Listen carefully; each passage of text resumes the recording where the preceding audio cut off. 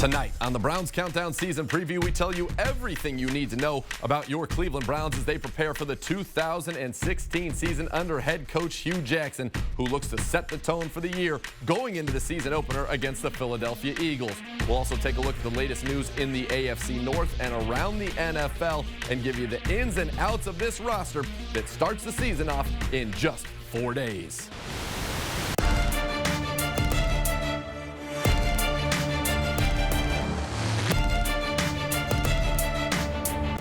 From First Energy Stadium in Cleveland, Ohio, this is Browns Countdown.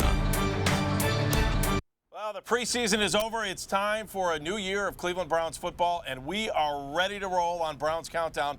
We'll be live every Sunday morning at 11. We give you the team. Of course, Nathan Zegura is here, Matt Wilhelm, but we have to welcome in Hanford, Dixon. Thank you, guys. I'm glad to be here. What's up, big dog? You okay working with us? You and I again. I'm excited.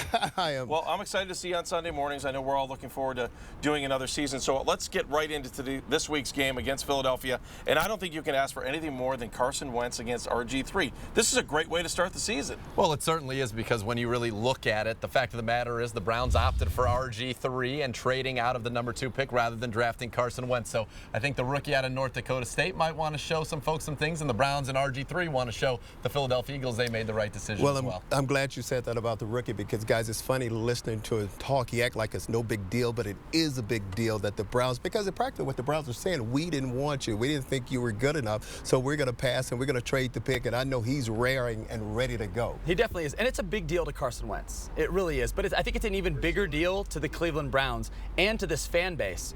And we want to validate that the move to move out of #2 is validated, to go with RG3 as our swing at the plate, to accumulate the picks. That fits the way we're going to build this Cleveland Browns roster. And let me just say, nothing can be validated on Sunday alone. We got to look at this over the course of the careers and what happens over the next few years. But you look at Carson Wentz coming out of North Dakota State. He hasn't even played in Division I. He gets one game in the preseason where he plays 38 snaps in week 1 of the preseason. Then he gets hurt.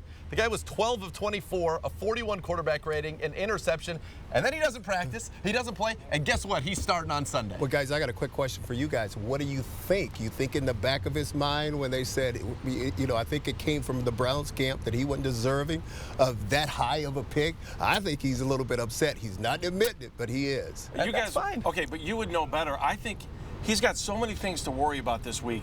Can he think about the Browns at all? I mean, other than schematically, I don't think he can worry about whether they picked him or not. He's worried about the Browns defense and the Browns defense alone. And the one thing that nobody's really talking about, what he's probably worried about, is the quick hook.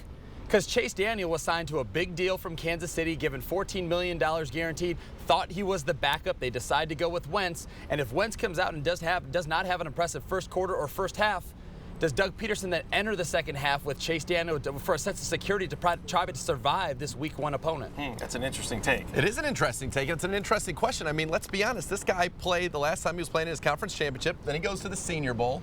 He goes through training camp. He's got the one game against Tampa. And remember, he's playing a 4-3 every day in practice with Jim Schwartz. He plays Tampa in week 1 preseason. That's a 4-3. He's never even seen a 3-4. He's never even taken reps with this first team yet, and he's going to do it in 1 week. Well, yeah, he's been hurt. But, guys, you have to admit, I mean, what I'm really excited about watching this kid play, when you watched him when he played at North Dakota, the kid played on a pro-style offense. Absolutely. I mean, I think he's going to be ready to go. We have to, well, I'll talk about what defensively we have to do a little bit later on. Yeah. Let's talk about this, because the Browns didn't do it the first 2 weeks of preseason. They did it the second 2 weeks with guys averaging about 5 yards a game. Establishing the run, and how important will that be for the Browns? I think it's huge. I think it's huge for everything that Hugh Jackson wants to do. He comes out and says we want to have a power-running football team, and that's going to start with Isaiah Crowell. I think he is going to be the main runner. We saw him in the red zone punching that touchdown in the 4th preseason game, and then you get Duke Johnson, who can run it and also is a big-time threat out of the backfield. Well, it's also going to be huge for RG3, because obviously we know that the run sets up the pass. If we're able to run the football with that offense, we're able to do so many different things with that offense if we're able to run the ball. I agree, and I think you loosen the defensive backs of Philadelphia. The more you run, the more attention they're going to have to give to stopping the run game, and I think that's when the shots of Terrell Pryor and Corey Coleman come down the field. All right, what will RG3 be looking at when we talk about this Eagles defense, Hanford? Well, they are a very aggressive defense. They're very, very aggressive, and what they're going to do is obviously they're going to try to disguise a lot of things with him, make him think he's seeing something that he's not really seeing, but he's just got to stay patient. He's got to go through his progressions, and if he does that, I think he'll be okay. Well, they got a one-man wrecking crew up front named Fletcher Cox. 16.5 tackles for loss last year, 9.5 sacks, so they need to contain him in the interior of this line because now they've gone back to that 4-3. They're going to have the ends out wide, Barwin and Graham, who can get to the quarterback, 13 sacks between the two of them a year ago. I think it's key, as you said, run, slow down those pass rushers, maybe some screens to slow those guys down off the edge, and give RG3 some time in the pocket. And guys, I've always said the game of football is control on the offensive and defensive line. And when you got Big Cox in there, what is he, about 6'4", about 310 pounds, and he is a force. Out of Mississippi State, I think he is. Down south, we play a little football. There absolutely is. And I think when you look at Fletcher Cox, there are definitely ways you can game plan to run away from. If he is that much of a destructor, you run away from him. You stress those 9 techniques. You try to capture that edge, and maybe we see Isaiah Crowell and Duke Johnson getting east and west if we can't attack Fletcher Cox, and he is disrupting in the middle. All right, well, there were some other news made today, and the captains were announced this afternoon. So a big deal, and Hugh Jackson had a chance to talk about his guys, especially RG3, who will be a captain this year in just his first season with the Browns. The testament of Robert being named captain, because it came from his teammates. You know, they voted on it. You know, coaches had nothing to do with this. This was all his teammates. So obviously, you know, he's embedded himself within the organization and his team, you know, his teammates. I think he's shown them that he's somebody that they can depend on and look to, that, you know, that he's working each and every day to better not just himself, but also his teammates, you know, along with Joe Thomas on offense, and then Demario Davis and Joe Hayden on defense, and Tank Carter. I mean, I'm excited about the guys that were voted captains because I think those guys have worked extremely hard to change the culture and also to want to change our fortunes here from what they've been in the past. All right, Demario Davis is able to come in his first year, and RG3. Both these guys have established themselves as captains right out of the gate. I think it was clear when you watched Demario Davis on the defensive side of the ball that he was the leader in the middle of that defense. In the middle, the Mike linebacker in the 3-4, that can often be the case. But for RG3, we heard all the stories about him in Washington. Wasn't a captain there in 2014. To come in and be voted a captain by his teammates, as Hugh Jackson said, it's all centered around the quarterback. I think that's huge and a huge vote of confidence. And it speaks a lot to the kind of guy he's been since he's been here. Hugh Jackson said clean slate, he's taken advantage. Well, he's been a model citizen since he's been here, and what they practically tried to do in D.C., they actually almost destroyed the poor kid. And since the kid has been here, he's taken upon that leadership role, and I thought he's done a pretty good job with it. I'm as excited to see him named as a captain. Me too. And I really think it just goes to show not to live in the past, but how far gone the culture was in the past to allow Demario Davis as well as RG3 to come in and really they practiced what they preached. They talked about what they wanted to do. They went out on the practice field and bought into Hugh Jackson's system, and everybody bought into them now as leaders. You add in Joe Hayden and Joe Thomas, long-tenured Cleveland Browns, and a guy that I think deserves it on special teams in Tank Carter. Absolutely. Tank Carter, Batamosi's gone, Marlon Moore's gone. The guys who were your special team staples are gone.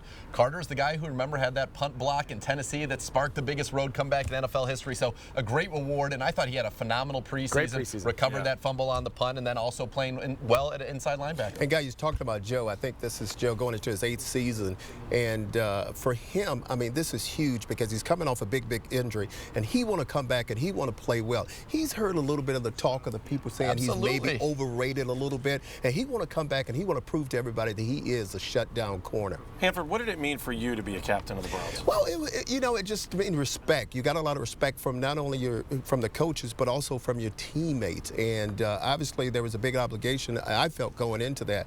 But it was just a great honor. All right, well, you can be the captain of our team. Well, thank you, guys. Absolutely. I'll vote for him. But Demario Davis said, and I think he said it well, he said there's no greater honor in the locker room in football than the respect of your peers. That's what you hope to have at the end of the day. And being captain, that says it. By the way, first time they've had full season captain since 2013. The last 2 years, it was on a game-by-game basis. All right, we've got much more to come here on Browns Countdown. We are live at a very hot and humid, it's hot. and we are sweating like crazy up here at the stadium. We'll continue on. We're going to talk about the AFC North, where it gets cold in December. That's next on Browns Countdown.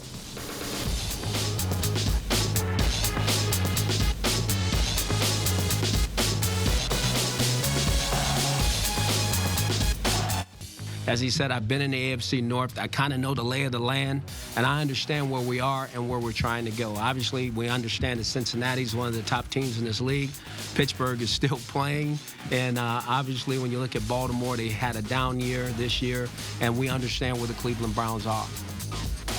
Hugh Jackson talking about the AFC North. And guys, as we hop back into this on Browns Countdown, What does it mean to have a head coach here that's been in the AFC North before, that he was coming up from Cincinnati and understands and has been able to watch the division and watch the conference and get that underway? Well, I think it's good. First of all, he spent, his time in Cincinnati the last couple of years game planning on how to beat the Ravens, how to beat the Steelers. Doesn't have to worry about how to beat the Browns now, but he knows that Cincinnati team and the strengths and weaknesses of those offenses as well as anybody. Went against that defense all the time. So I think it's valuable. He's going to have knowledge of everything that's going on. And when you look at the stability in this division with Tomlin, with Harbaugh, with Marvin Lewis, they all are very familiar. It's nice to have familiarity for us. Well, he understands the culture, and he's also a very respected coach. It used to be the AFC Central, now it's the AFC North. But we play a different kind of football in this division, and Hugh understands that. It gets cold, we have to run the football, but also it's a tough division. It is, and I think that's why Hugh, in getting this football head coaching job, came in and just talked about being physical and wanting to run the football, knowing that you might not see it so much, even though you're going to want to dedicate some time to it in the beginning, but when it matters, to put your team in a situation late in the fourth quarter to be able to run the football and kill a football game, or get late into the season and be able to run the football down someone's throat because you have their number, let's go. Because you're more physical than they are. All right, let's go through it now, and let's talk about the teams that the Browns will face twice this year, as they do each and every year. Let's start off with the Ravens. Hanford, you like the Ravens to win the North? I like the Ravens. I think Flacco, obviously he's healthy this year. He's got some weapons, Steve Smith, Mike Wallace. When you look at the defensive side of the football, I mean, they are just absolutely loaded over there. You got Mosley, you got Duberville, obviously you got Jimmy Smith at the corner, and Terrell Suggs. And then of course you got Ozzie Newsome, who is the who is the general manager of this team, my best friend. So I like the Ravens. I was going to say, is Ozzie watching? Yeah. I can't see him there, Ozzie. Thoughts on the Ravens? Yeah. I'm on a wait-and-see mode with the Ravens. Joe Flacco, see how he comes back from that injury. Yes, they have a lot of names on offense, but Steve Smith's on his last legs. Mike Wallace was basically run out of town in Minnesota. Perriman's coming back from the knee injury. Kamar Aiken might be their best receiver, and then they brought in Ben Watson, who, of course, got injured. He's out for the year. So I have some questions on offense. And on defense, yeah, they have good guys, but Dumerville's already banged up. T. Sizzle gets banged up, so I'm not sure about them. But if they get it together, Hanford, they'll be good. You know what's funny? You know what I was getting ready to tell him? You go tell Steve Smith that. I'm not telling him. Yeah, I'm not telling him that. I'm telling him from the other side. You're right, but along those same lines, I really think that the veterans they have, if they can still play as if they're in their prime, we're going to see the Ravens team that could potentially win this division. If those guys are in and out of the lineup or missing significant games weeks upon weeks upon weeks, I think a Cleveland Browns football team, definitely a Steelers and Bengals football team, will take advantage of that lowly, and they may end up to have a similar season the way they did last year. Father Time, undefeated. Ozzie, you didn't tell you to wear that purple tie today. No. You know I bleed orange and brown. Come on, no. You can always have a friend. All right, the Bengals are the next team I want to talk about in the AFC North, and obviously having you here, I can't wait to see these games against the Bengals because I can't wait to watch the chess match. It doesn't really matter who the players are. I want to see the chess match. It's got to be better than the last 2 years in this stadium. I don't remember 2 years ago was Johnny Manziel starting. I think that was a shutout. We lost by more than 30. Last year, Austin Davis, pretty sure we lost by more than 30. This is a team that gets to the playoffs every year, but it's a team that has not won a playoff game. They lose Sanu. They lose Marvin Jones. Can they reload with Taj Boyd? I think they can. That defense, though, may be the best in this division. Guys, let me tell you about this game. All I want to do, obviously it's great to see Hugh go against his old team, but I just want a front row seat. I want to see Joe Hayden against A.J. Green. I want to see this battle all day, those two warriors going after it. And I know Joe has got the best of it, and A.J. want to go, but that's all I want to see in this football game. I want to see the chess match, because as you mentioned, Hugh Jackson knows this defense and knows the nuances of that offense as well as the players better than anybody else there. And his ability to scheme and game plan, which I'm excited to see against Philadelphia. I can't wait to see it happen in our division and take advantages of some of the weaknesses that he saw come out in practice and actually see it happen in a game. All right, Steelers coming off another 10-win season last year. What will the Steelers look like this year? And most people say they're the team to beat in the North. I like the Steelers because I like their triplets. You go back to when you had Aikman and Emmitt Smith and Michael Irvin. Well, here's Ben Roethlisberger, Le'Veon Bell, and Antonio Brown. I think you have to put points on the board to win, and they do that as well as anybody. I remember being there last year when Ben wasn't supposed to play, and what do? We knock out Landry Jones. He comes in on one leg and throws for like 500 yards. That's just a good team. Well, for once, I can't argue with you. I kind of like this, too, and it all starts with the quarterback. That's where we're all hoping that RG3 plays well, but Big Ben, what can you say about him? I mean, he is just forced to deal with, and I think the Steelers are going to be right there. They're always in it every year, so they're a tough team to watch. And the one thing that I like, you guys both went offense, and that's easy when the Steelers because of the firepower, but I like defense. And I think Lawrence Timmons probably still in his prime. Ryan Shazier just on the cusp of becoming a very good Pro Bowl, all-pro type of football player. He's a Buckeye. Cam Hayward, Ironhead Hayward, his son, he's going to be along the defensive line. He's gotten paid. He's playing in his prime. So I think Arthur Moats, Jarvis Jones, you know, they got young very fast, and now all these guys are finally, hopefully, firing at the same time. Because if the Pittsburgh Steelers can stop somebody, the offense doesn't have to score 35 points a game. If Jones or Dupree on the outside can be the guys they were drafted to be on the edge, akin to back when they had James Harrison or Greg Lloyd, this is going to be a tough defense. Well, but the defense, you're right. But I think the problem is with their defense, and the problem they've always had in the past has been their secondary. Yes. I mean, they just can't find anyone to cover. And that's going to be a problem. If that's secondary, you're right. They're going to be tough to beat. All right, more Browns Countdown coming your way right here on News Channel 5. When we come back, we'll go inside the quarterback room, and we'll talk running backs as well.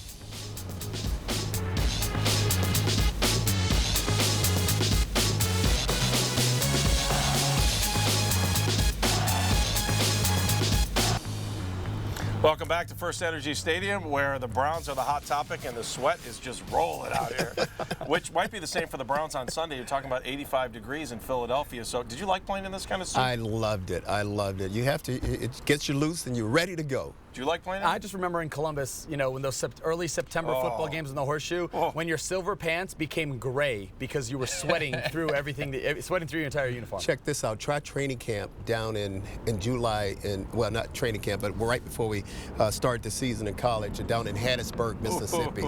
You talking about a scorcher. The heat. You like it, though. You love this one. I like the heat. I'm not afraid. I'm from California. I went to school in Atlanta, hot Atlanta. I'm not afraid of this. We need to get you a 9-iron out here and see if you play a little golf. Absolutely. Nothing Small wrong ball. with it. All right, so let's talk about one of the new faces here. And to me, I think it's been the best story of training camp going into the season, RG3, because I know what I thought about RG3, and he completely changed my mind and my opinion of him more than I ever thought, because I was listening to people from D.C. The guy's a leader. He wants to be out there, and he has really been impressive. He's coming. He's been voted the captain by his teammates, as we talked about earlier on. But there's a guy who came in with a bad reputation. I remember, Matt, when we had him on Browns Daily, I'm like, I love this guy. And I went and asked some people, I said, is this for real? Is this really who he is? And everybody said, yeah, seems genuine. I love what he's shown on the field. He's gotten better as the offseason has progressed. 313 yards, 3 touchdowns, 100 quarterback rating in the preseason.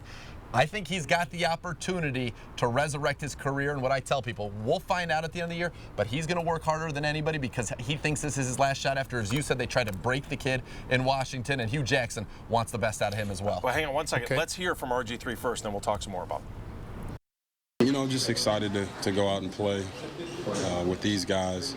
We have an opportunity to do something special. And everyone has the same goal at the beginning of the year, and that's to win every game. And we're no different. We know what it takes. We know what we have to do to make that happen. And I'm just excited to have that opportunity.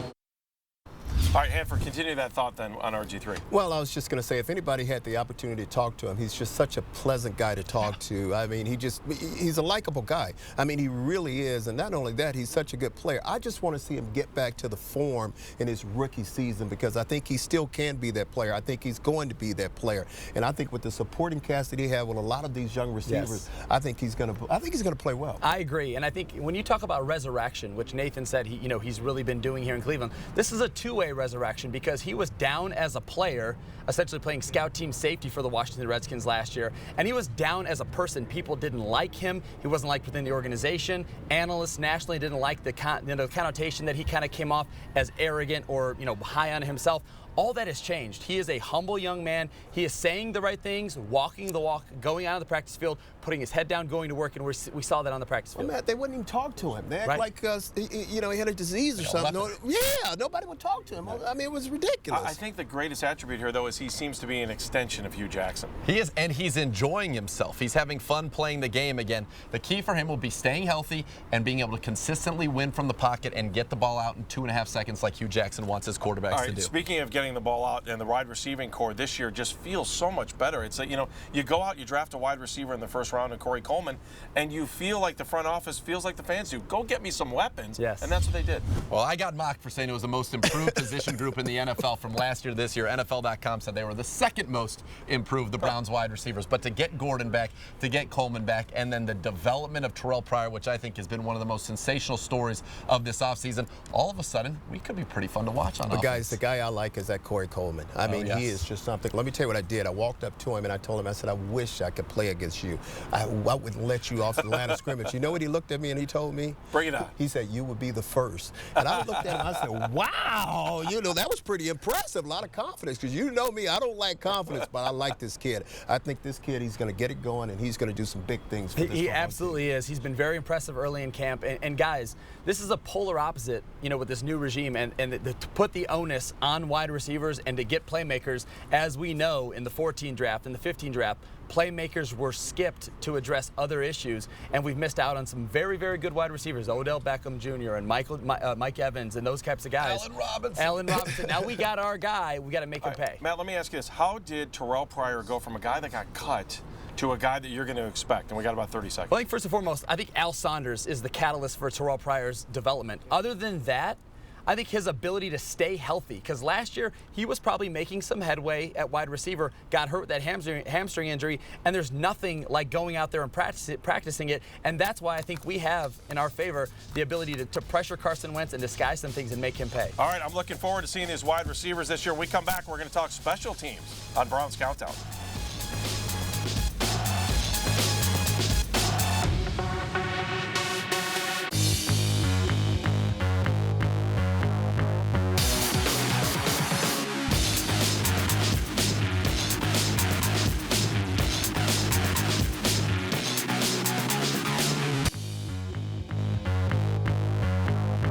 As you take a look at First Energy Stadium, amazing. The Browns will only be home twice before Halloween. We'll talk about the schedule in a little bit. I want to talk about the third part of the game, and that's special teams. And Matt, we talk about this all the time. When I think about one line that I got from Jim Tressel was, the most important play is the punt. It is the punt. It is the punt. So the Browns find themselves with a new punter, a new kicker, and all kinds of new action on special teams. We'll get to that in a second. But Chris Tabor has survived so many different regimes. What makes him such a great coach as a special team? I love him. I think he's great. Well, obviously, he's very well regarded around the league and in the building for the Browns, and he's a guy that has a unique ability to work with new people year after year after year and get consistently good results, because when you churn the bottom of the roster like the Browns do, that affects special teams, and Chris Tabor's been effective at working with those guys year after year. Well, there's no question he's a good football coach, because obviously you don't stick around with the same team as long as he has. I mean, he's a great football coach, and the players respect him. The players look up to him, and when you have all that respect, they go out, because special teams is such an important part of the game. It is, and I think the one thing that Chris Tabor does better than anybody else is he gets the buy-in of the players, because guys sometimes are so dedicated to learning their offensive playbook or their defensive playbook, but yet when that switch or that horn blows and it becomes a special team period, he cranks up the energy, gets the guys to buy in, give him that effort, so they can carry over to the football field. I have to say this. Listen to me talking about how important special teams was. I mean, it's just great, but I hated special teams. Never wanted to play it, didn't want to do it,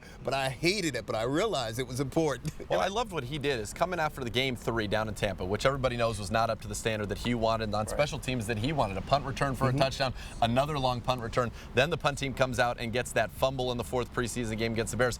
They'll be tested. This is Darren Sproles, led the league in punt return yardage, punt return average last year, 2nd in touchdowns. They are going to be tested. They can't afford, with as young as they are on offense and defense, to be bad on teams. Can I tell you guys a quick story? Sure, go ahead. I used to return kickoffs only once. I got hit once, and I didn't want any part of it anymore. All right. One of the things that the Browns found themselves needing was a new punter after they traded Andy Lee. For a 4th rounder. I know. I got you. A 4th. So Brendan Colquitt's the guy. Here, if you haven't met him, here's your chance to hear from him. Great organization. I mean, the players have been awesome. The upstairs, and then all the coaches are super welcoming, and they really take care of their own here. So and obviously the fan base is second to none. From everything I've heard, and just loyalty and things like that. So I'm really looking forward to being part of such a historic organization, and so it made the move easy. It's haven't got the family here yet, but they're looking forward to coming up. So he gets it. He understands it, what it's about. But you've got two new kickers this year in Colquitt and in Patrick Murray. Murray, I thought was, and we'll start with you, Matt. Murray, I thought was impressive during the preseason. I was too, and I think it was just some early kicks. And I think the one field goal in the Green Bay Packer game, and then the miss in the following week by Travis Coons. And it was just the consistency in practice. And we had a battle last year. Travis Coons ended up winning that, and there was a battle again entering this camp. And I think this is a guy that kicked a lot, very successfully for the Tampa Bay Buccaneers and just earned his right. He was humble. Humble and working hard seems to go hand in hand with a lot of this year's Cleveland Browns, and that's what this roster is really made up of. Absolutely. I was a little sad in the fourth preseason game after he won the job that he missed that chip shot wide right, but hopefully he can rebound for that. Also very good on kickoffs, and with the new rule, he can land it kind of in that 1 to 2 yard deep area, which is important because now a touchback takes it out to the 25. And you have to feel sorry for those guys because, when something like that happens and they miss one, they go sit down and nobody will, they think no one wants to talk to them, but they still are part of the team. I mean, we win together, we lose together. I do want to say one thing because people were up in arms when we traded Andy Lee. Like you would have thought we traded our starting quarterback because people thought he was so bad. But you got a fourth rounder, and they said, oh, who are they bringing to punt? Well, now we got a veteran. A veteran. A veteran. Come on, Andy. All right, let's talk about kick return and punt return for a second. George Atkinson and Duke Johnson are going to kick return, and here's a chance to listen in on what Atkinson thinks about the role. Kickoff return, is something I really, been doing since high school, college. It's my background, so it's something I love to do. Set the offense with great field position. When I came into the league, that's where my mindset was, and it still is that way. So I'm just happy and blessed to be in this position right now. All right, what do you think about this kick return, punt return situation? Because you've got Tramon Williams on punt return and you've got Duke Johnson on kickoff return. Your thoughts on it? I think eventually you're going to get Corey Coleman because he talked about hitting the ball in your playmaker's hands. I think he'll be your punt returner. I like this Atkinson kid. Like you, he had one kick return in the preseason. Yeah. It was an 81-yard touchdown. Let's get him some more here with the Browns. But I also like, I think Duke is explosive. I think we have to get the ball in his hands. We have to give him more opportunities. But I like to see both of them. I believe the opportunities will come for Corey Coleman. I think right now they understand that he needs to focus on offense. That fourth preseason game, him not able to line up right down in the red zone, and there are things in crunch time, he needs to be able to think as a professional and line up as a professional. But the opportunities will come as a punt return because every opportunity, just like Duke and kickoff return, the more touches you can get this guy, the more explosive plays that come. Do you remember a couple of years ago when Jim Leonard was our punt catcher? We didn't really have a punt returner. Tramon's going to be like a punt catcher plus. Like he has the ability to run it out there, but Coleman soon. How much easier is it to control special teams? Because I think fans were kind of questioning what the special teams look like during preseason, but it's preseason and you got different guys in different situations. And also, you're talking about guys that were, when you're young, you're the creme de la creme of your team on the college team. And now all of a sudden you're on special teams. How much more can we expect for them to improve now that we're in the regular season? I expect them to improve a lot, and I wrote down some of the core guys. It's going to be Kindred, the safety. It's going to be Dominique Alexander. It's going to be Tank Carter. It's going to be Ricardo Lewis. It's going to be Joe Schobert. You don't necessarily know how big or small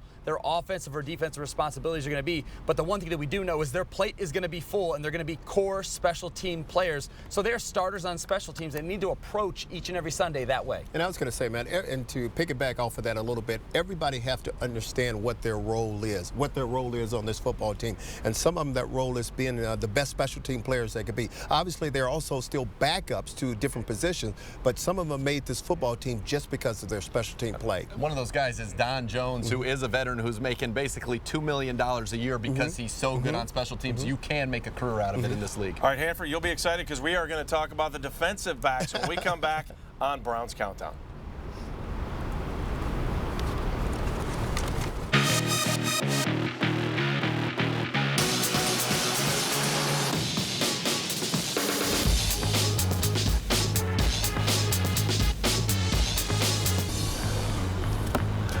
Welcome back to Browns Countdown. One of the best stories of training camp beyond RG3, beyond Terrell Pryor coming back, was Joe Hayden being able to step back out on the field.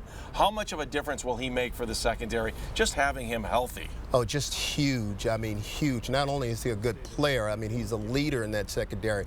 I mean, I wish we had Buster Screens to play opposite of him at that other corner, but we got obviously Taylor who's going to play. But it's just going to be interesting to see how those guys start to gel and come together as a team, because I tell you, we had such a good chemistry with the free safety and the corner. I used to be able able to turn around and look at the free safety or the strong safety, and they know I was getting ready to do something crazy, and they would have to cover my back. So the chemistry is important to those guys, but Camel and Poyer and all those guys in that secondary, I can't wait to see how they're going to mesh. All right, here's Joe Hayden.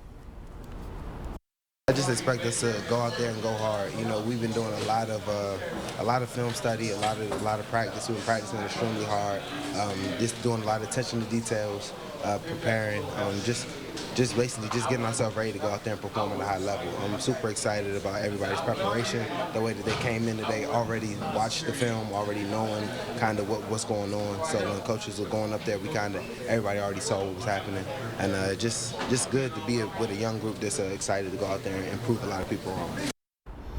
Matt, it is a young group. I mean, you're talking Hayden, Taylor, Poyer, Campbell as your starters. Yeah, it's a young group, but to kind of coincide with what Hanford was talking about is I think when you get Joe Hayden back, and if Joe Hayden can come out of the gates, which he hasn't really come out of the gates with a fast start in the last few years, even injury included, if he comes out of the gates, I think it allows Ray Horton to open up a different facet of the playbook that he might have kind of held back and played a little bit more safer and closer to the vest because of some of the young safeties. But if you get Joe Hayden and he plays like that shutdown corner that we know he can, you open up the ability to rush the passer and put those guys out on islands and know and expect them to win in one-on-one situations. I've never seen Joe Hayden more hungry. I think he knows what happened last year. He gave up a 158.2 quarterback rating, which is practically perfect. That's not what he wants. He wants to be that star. He hears the whispers. He's about to become a father, and I think it bothers him the way that people have maybe kind of forgotten about him, and he really wants to come out and make a statement this year. And they need it, by the way. And Andy, Frank and I mean, we never went to the huddle. We never went to the huddle. Frank had a guy, I had a guy. And everybody else, you play the defense. We understand what we have to do. We have to take out the two guys on the outside. And just like you said, that could be huge for our defensive coordinator, Ray Horton. Does it still work that way? No. You're going to walk back to the coach and say, I got my guy, I don't need to go down. Well, it depends on who the corner is. That's right, but think about this. Take away A.J. Green, take away Antonio Brown, take away Mike Wallace or Steve Smith. And then you only have to play against the other 10 when you know those quarterbacks are so comfortable getting the football to those number one receivers. All right, I think you're in good shape if you're a Cleveland Brown. Your first name is Joe. You got Hayden, you got Thomas, and now Schobert is a guy that has really stepped out over the preseason, and he has turned heads along with a lot of the other rookies too. He did what we asked him to do. At the end of the day, that's our calling card here. Players that play the way we want them to play. And not that Nate didn't, just maybe Joe did it to a level that we, had expectation. And not that Nate's not going to play. He's going to play. He has to. But at the same time, we think Joe, he earned that right to be the starter at that position.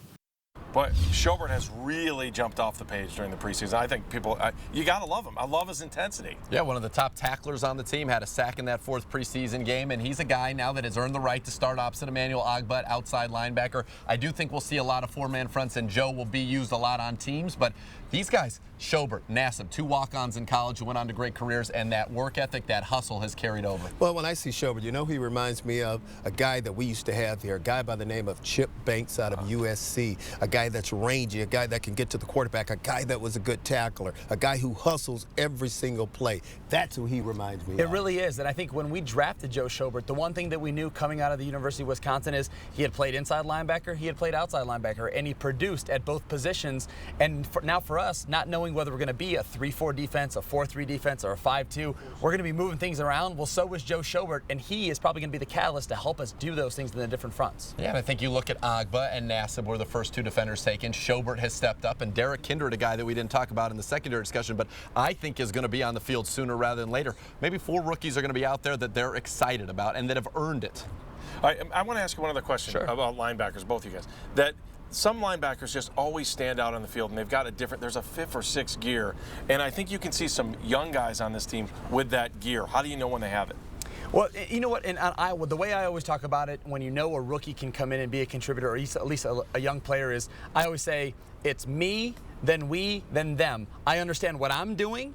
I understand what we're doing collectively a defense, and then I can actually start to study what the other team is going to do to us. And I think Joe Schobert is a highly intelligent individual. Yep. He has grasped what his role is. He knows what his guys are doing around him, and now we can actually take it to the next level and look at the Philadelphia Eagles and understand what they're doing and apply what Ray Horton is trying to teach him within their game plan to execute and be a productive player. And I think just being around any particular guy, especially a young guy, you'll know if he has it. I had it. As a rookie, you know, I played, I started. I think Carson Wentz has it because he's a guy that want to play and want to start as a rookie. I think some guys you just know right off the bat, and it just being around them, you know if they have that it. That you keep saying that, you make me want to ask you for your autograph. I'll be happy to sign it for you. All right, the defensive line has also stepped up a little bit, especially with the acquisition of Stephen Paya, and here's a chance what he had to say. Obviously, it's my 6th year going into the league, and I'm using my experience, and that's going to be quite an advantage for me, helping these young boys. And I didn't know that I was the oldest in the D-line until I started looking around, and you know, that's the first time in my career, and I got to step up and be a leader there in the D-line room, not just vocally, but you know, as far as helping the young boys out. Well, you talk about those young boys, and Danny Shelton is one of those guys that I kind of feel like there's going to be a little pressure on him this year, and Xavier Cooper. Nathan? I love this Paya addition because this guy's a great run stopper. Last year in free agency was one of the top interior defensive linemen, went to Washington, got banged up. They decided they didn't want to pay him after his guaranteed money was up. I think that's great for us. He's motivated, and I think he can be a guy who can teach Danny Shelton some of the tricks of the trade up front. Say their name again? Danny Shelton. No. Stephen Paya. But no, guys, again, I hate to keep saying this, but anybody that knows me, I've always said the game of football is controlled on the offensive, defensive line of scrimmage.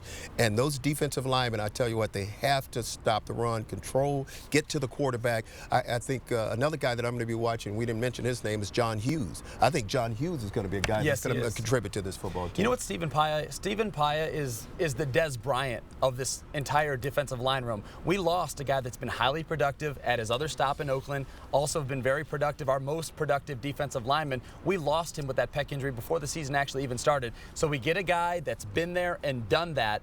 And I think for some of the young players to step back and just listen to what he says and watch how he practices, and you take on that professionalism to go, oh, that's what it takes to play 6, 7, 8, 9 years in the National Football League. All right, when we come back, we're going to talk about the schedule. It is interesting because the Browns are on the road a ton to start the season. We'll break that down next.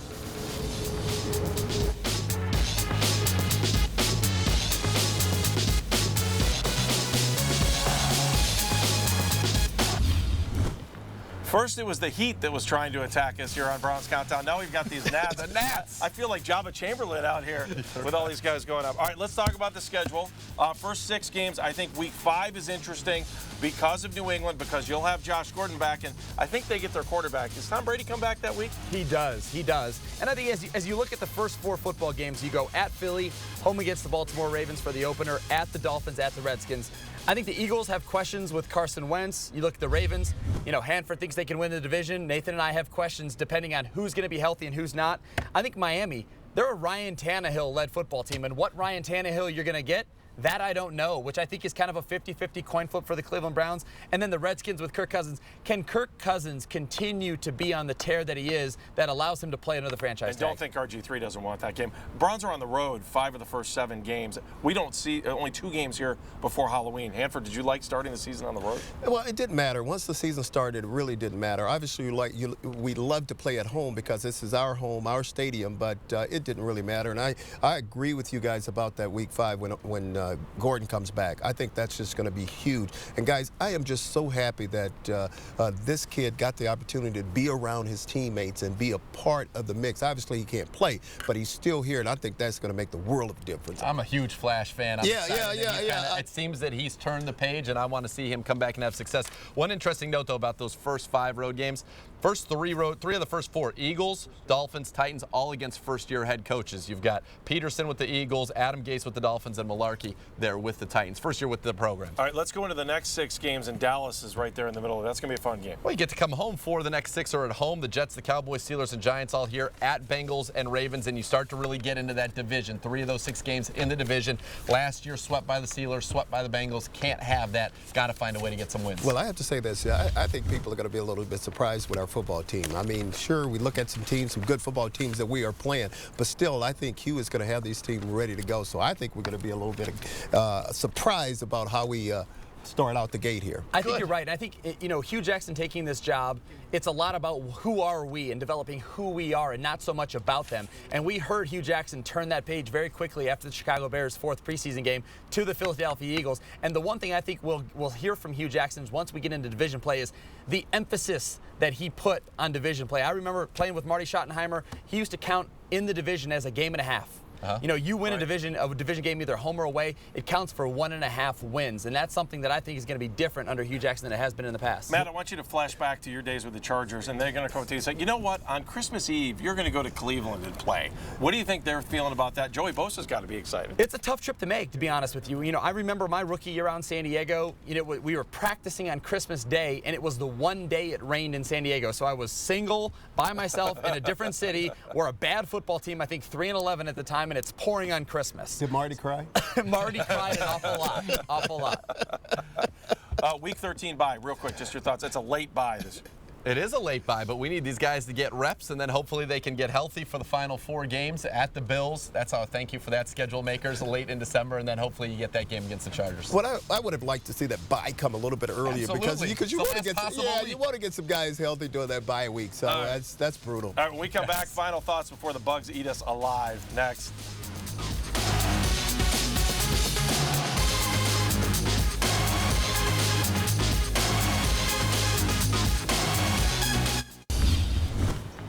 Hey, come out for a night of yoga on the Browns practice field. I wonder if they'll have little mayflies out there. What do you think? I hope not. That'll be September 13th. We promise no mayflies. It's in Berea. Tickets cost $20. All the proceeds benefit the Cleveland Browns Foundation. The hour-long yoga session begins at 7. Light refreshments served afterwards. This is a great cause, and it gives you a sneak peek into the Browns practice facility. Visit clevelandbrowns.com. Yoga night. For more details, that's /yoga night after com. And Radiothon, let's not forget about that, boys, the 13th and the 14th. Yes. All right, we've survived the heat and the bugs. What are your keys to success for this season? Hanford, we'll start with you. I think my key for this whole season is they have to believe that they can win every ball game. And I think, again, it started with their head coach. I think Hugh said he have an expectation for this season, and he's not backing down. And what that is, he's drilling these guys to believe that they can win ball games and they can win now. And I've always said it again, if you expect to win, usually you find a way to win. Matt. My keys to the game is I think each and every week, so 17 or 16 different times, you need to re-establish the buy-in of these players into your plan and develop that expectation to win each and every football game. They're not going to win them all. So their ability to overcome adversity, to put it behind them, learn from it, and then flip the page towards that next opponent. Secondly, I think we both need to stop the run, which we haven't done in the past, and run the football at will. Will make the job easier on RG3 as well as some of the younger players, and then score points when we get down the red zone. Right, make teams pay. Nathan? All right, season-long progress. Play better football in December than you played in September, and in this game against Philly, keep them in the pocket, stop the run, and make Wentz beat you. Find the core. Find the core. Sunday, we will see you at 11 o'clock. You'll be in Philadelphia. We'll be in studio. We're looking forward to it. Browns Countdown all season long right here on News Channel 5. We can't wait for kickoff. We'll see you Sunday morning at 11 right here.